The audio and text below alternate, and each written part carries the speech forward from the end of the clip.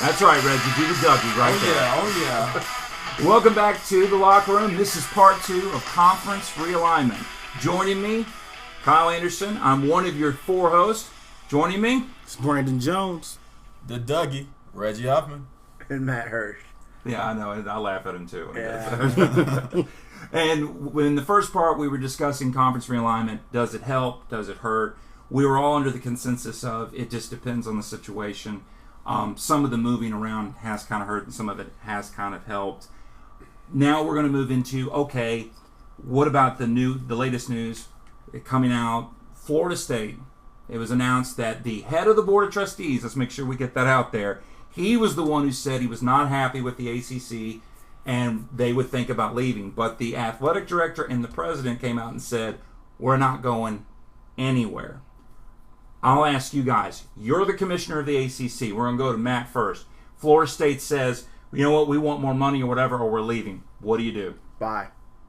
That's it. I mean, I think that's really it. It's bye. The commissioner of the ACC, he's actually a North Carolina grad. He used to be a North Carolina athletic director.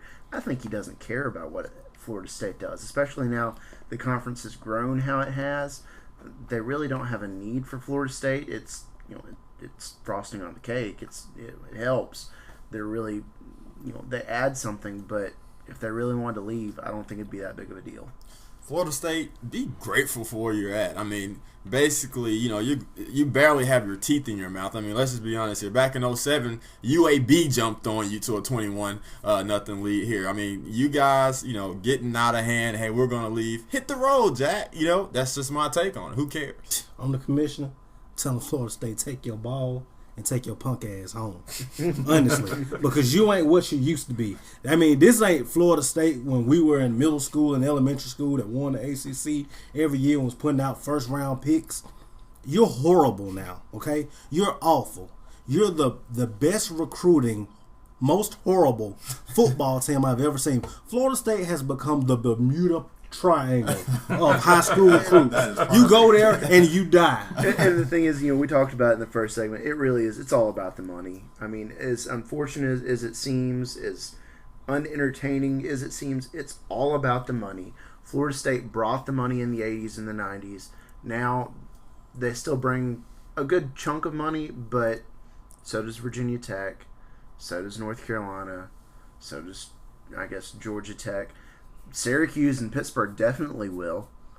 And, academically, they're competitive, maybe not as competitive as the rest of the schools in the ACC, but they're expendable now. And the funny thing is, you've got 13 other teams, guys, saying, we're happy.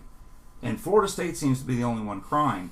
So I'll ask you guys this. Do you think the media blew that out of proportion? Do you think they ran with this story and kind of hyped it up bigger than what it was? Real quick, I hate to jump on that. I'm not going to necessarily say I'm convinced that everybody in the ACC is happy. I think that schools, presidents, athletic directors are going to say they're happy.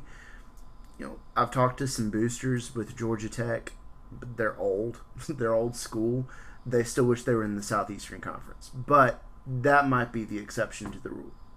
That's when you tell me never should have left to begin with. That's exactly right. Yeah. But do you guys feel like the media kind of hypes this a little bit? Oh yeah, definitely. I mean, it's get a crack and try to blow it up as big as possible. Yes, they definitely try to hype it up. Definitely try to get something started.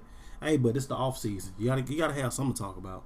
Exactly. Right, and like I said, I mean, who's really excited about Florida State football right now? I don't think any of us are. So it's a great attempt to we just about forgot about you guys, but since you mentioned it, okay, but whatever. Well, I think there's still a lot of people that's excited about Florida State football because they recruit well. They still have a huge fan base from when they were successful in the 80s and the 90s.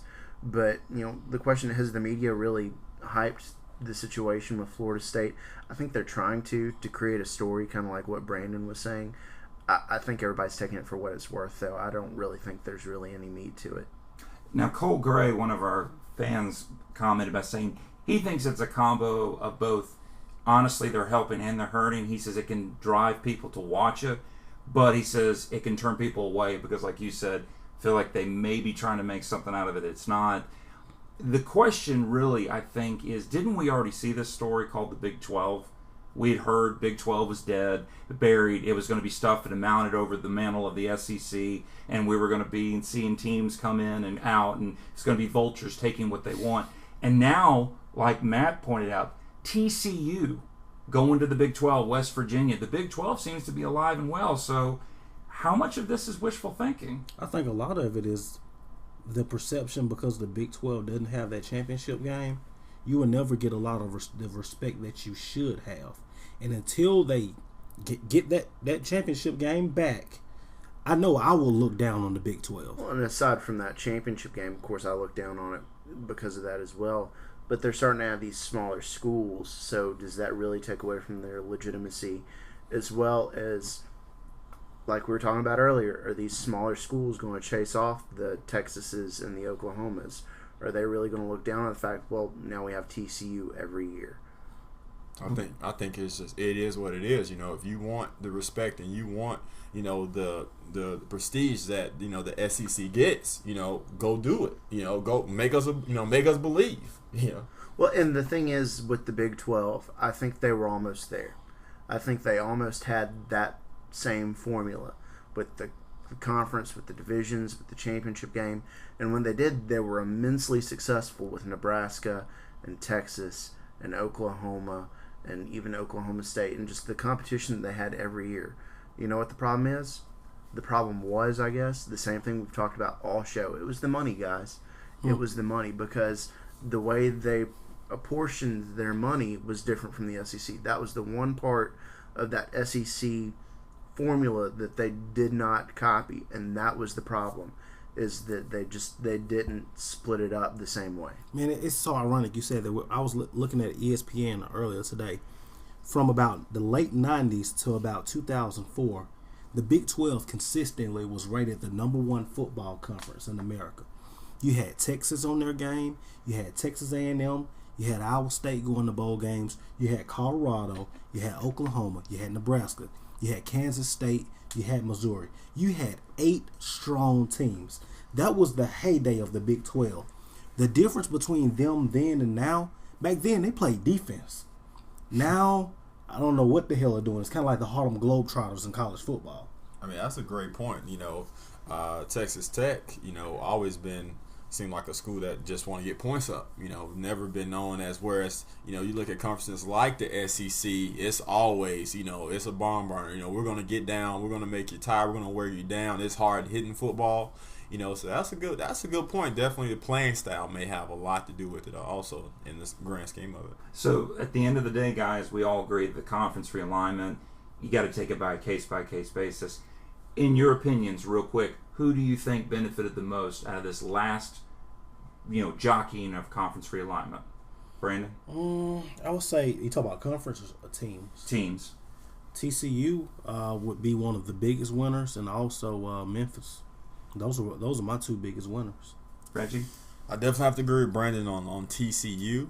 And, now that I think of it, probably Memphis also. Yeah, they got a good deal. As far as teams, I'm going to have to agree with TCU, but the big winner, I think, is the worldwide leader. I think it's ESPN. I would agree. ESPN's going to be the one that makes the most money out of all this. Absolutely. So, well, we can all agree that conference realignment is here, and as we always say, around and around we go. Where Florida State goes, who really gives a damn? So now it's time for my 2 cents, and hitting off, Brandon Jones. All right, man, we're doing all this talk about Florida State. I remember back in the day when Florida State was everyone's favorite football team. When Florida State, them winning the ACC, you just knew that it was going to happen. I mean, the players, the Peter Warwicks, Travis Minor, Danny Cannell, Charlie Ward, Warwick Dunn, you name them, it came out of Florida State. I hate to break this to you, Florida State, but you ain't that FSU anymore, okay? You're more like UCF, okay? You're not competitive in the ACC. Hell, you're not even competitive in 5A state high school football in the state of Florida. Be grateful for where you are, because if it was left up to me, if I was the ACC's commissioner, I would send you to Conference USA. You know what? No, I take that back. I wouldn't do Conference USA like that. I would send you Sun Belt. I would send you to the Sun Belt. No, you know what? I wouldn't even do the Sun Belt like that. Send you to the MAC. I would send you somewhere terrible, maybe the Southland Conference. Then just maybe you'll get that fight that you used to have when you were independent and go out and win some ball games. UCF's pretty competitive these days. I wouldn't compare them to Florida State. That's pretty rough. So anyway, time for my 2 cents. Another weekly edition of Props and Drops. I'm going to start out with my props for this week, and it's collegiate spring sports. Their postseason, they're just great. If you're getting a chance to watch college softball, do it. It's fantastic. College baseball, the postseason's fantastic every year, especially with the conference tournaments. Definitely catch that if you get a chance because they're entertaining and they're playing for fun. They're playing the way college sports should be played. And then my drops for the week is pro sports postseasons. They're way too long, especially this time of year. The NBA is still in the postseason. It's been going on for 2 months now. We're in May with this recording. Started in April, and it'll probably go on until about Independence Day.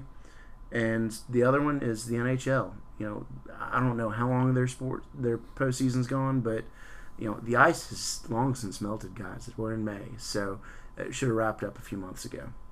My 2 cents, guys, will be on the Los Angeles Lakers now. You got a lot of Laker fans out there, or should I say LA skaters, because we still playing basketball with the Lakers now. I mean, what's going on here? You got, Andrew Bynum after the game in Oklahoma City. He says, hey, I can play anywhere. Okay, what's going on? What's really going on in the locker room in LA? Paul Gasol, he's just grateful to be there. If he's hanging around by next year, good job. Kobe, he probably has another couple years left, and out of all people, who gave the best post-game interview? Meta World Peace, ladies and gentlemen. Meta World Peace comes in the interview and says, hey, I'm just going to work on my game. I'm just going to try to get better and work on my skills. It was the most shocking interview that you could get out of anyone.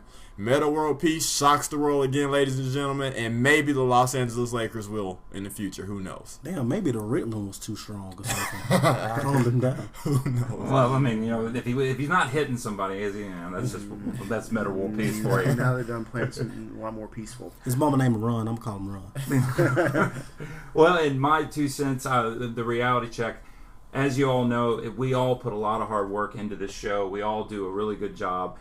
Brandon Jones, Reggie Huffman, Matt Hirsch, and myself, Kyle Anderson. The one thing we always want to tell y'all is if it wasn't for you guys, we'd have nothing. And we really appreciate, especially the people that come on our webpage and our Facebook page and say things. We appreciate it, guys. So Cole Gray, Jarrett Franklin, David Croswell Jr., Stephen Till, Will Vincent, everybody, we appreciate it. Not to mention Robert Malcolm, thank you so much for letting us borrow your mic. Big thanks. And guys, as always, we got to say thank you. We really do appreciate all y'all supporting us. And more importantly, guys, that wraps up another episode. So, I mean, what can we say? We love what we do. It is what it is. Yeah, thanks for listening, everybody. We go hard in the paint. Exactly. Well, guys, they're playing our song. It's time for us to go. At least I think it is. You think I can Dougie this? Not quite. You can try Dougie in this. If you can Dougie to this, you are a talented individual. Don't forget to check us out on Facebook. The Locker Room. Brandon? We out, man.